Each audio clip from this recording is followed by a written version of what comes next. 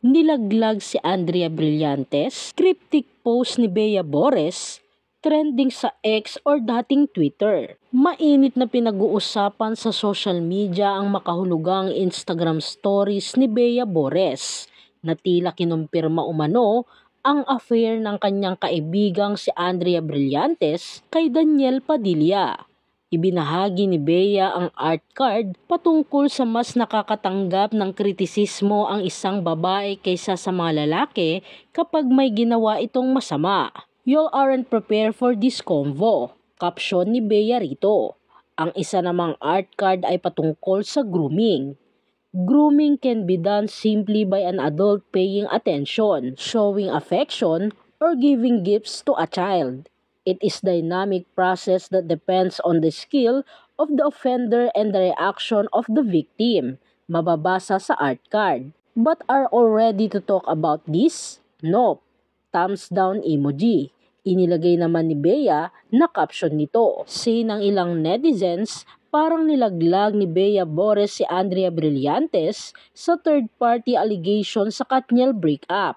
Dagdag pa nila, parang pinalalabas din umano ni Bea na biktima rin si Andrea sa hiwalayang Katniel. Ito'y matapos lumabas ang isang artikulo kung saan sinabi ng source na mismong si Andrea ang umamin kay Catherine Bernardo nang landian nila ni Daniel sa text at pagtatagpo nila sa bahay ng aktor. Nagtagpo umano ang dalawa sa bahay ni Daniel noong November 2021 sa birthday ng nanay ng aktor na si Carla Estrada ayon sa pep.ph. Hindi umano alam ni Carla ang pagtatagpo ni Andrea at ni Daniel.